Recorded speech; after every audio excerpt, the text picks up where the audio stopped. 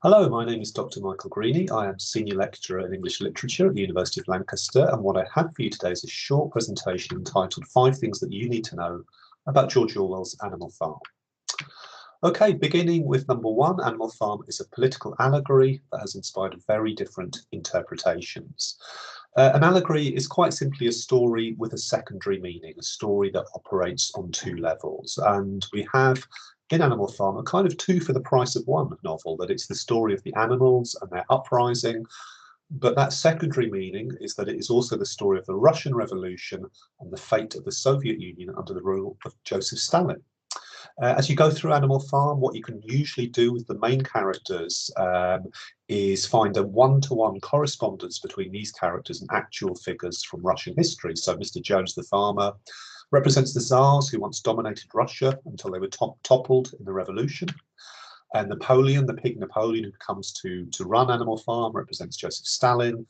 Boxer, the cart horse, represents the downtrodden and overworked Russian people, and so on and so on. So you have this, as I say, this double storyline, these 2 levels of meaning, and what that has opened up is opportunities for different readers to see slightly different things and slightly different interpretations of Animals Farm. So, for example, some people, when they read this book, they say that the animals' uprising was a good, a noble and an honourable and necessary thing. They had to fight against oppression, but it just happens to go horribly wrong.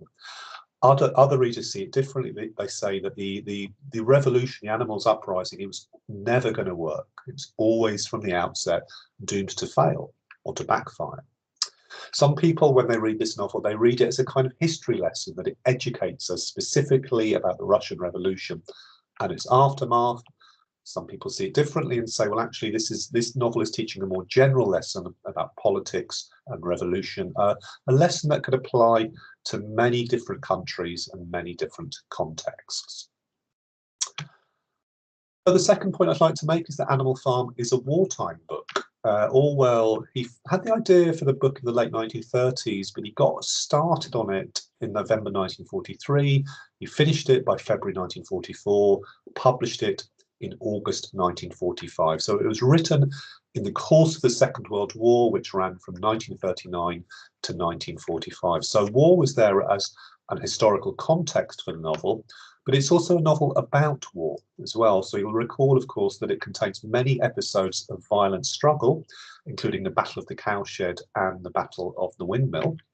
So this is a book that is shaped by and in some ways obsessed with conflict. Conflict isn't the first thing that would spring to mind when you think about a farm. You might associate farms with peace and rural life and tranquility, but there is a certain sense of pessimism with Orwell, that he seems to see violence and conflict as almost an inescapable part of our history.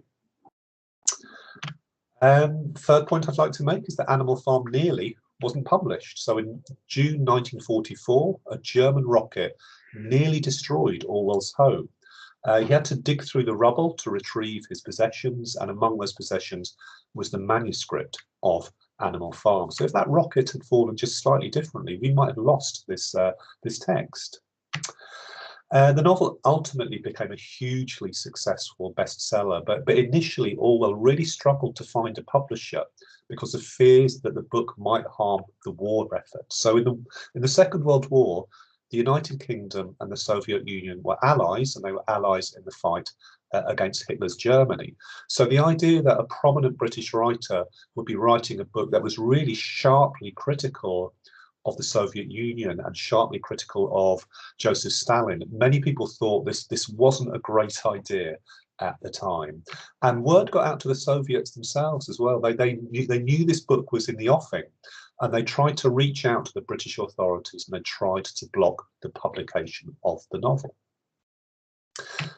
The third thing I'd like to share with you about Orwell and Animal Farm is that Orwell was fond of animals. There he is feeding his goat Muriel. He was fond of animals and he was inspired by them. So he once said that most of the good memories of my childhood and up to the age of about 20 are in some ways connected with animals.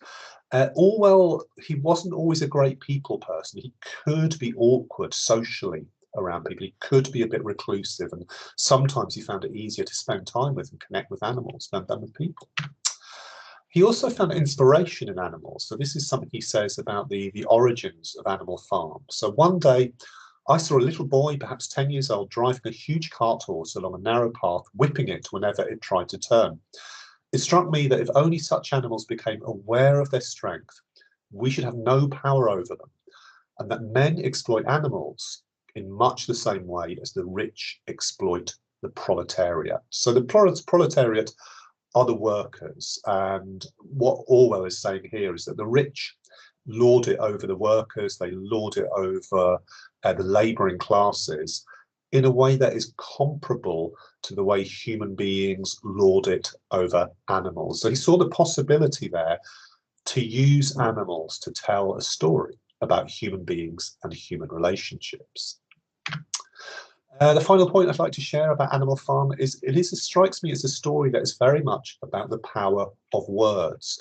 Slogans are tremendously important in this novel. So short, snappy phrases that people like to recite and they like to proclaim. So a slogan such as 4 legs good, 2 legs bad, or I will work harder. That's boxers' personal motto or slogan.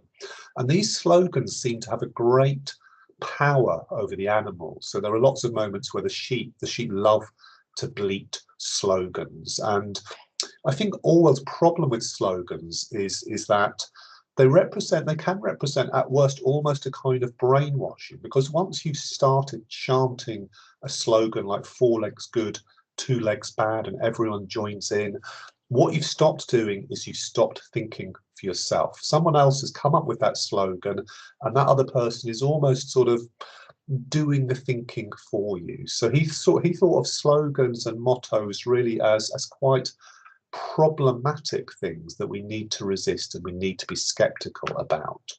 So this strikes me as a novel, then, Animal Farm, as a novel that champions clarity and honesty against deceptive propaganda, mindless slogans, and misleading half-truths.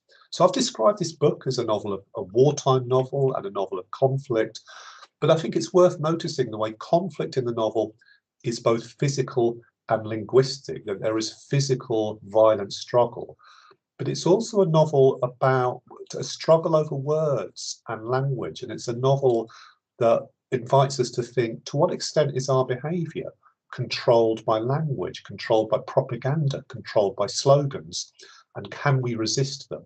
Can we think for ourselves? Those are precisely the questions that he will revisit in his equally celebrated novel, 1984. Okay, thanks very much for listening, and I'm going to leave you just with a few suggestions there for further reading about George Orwell.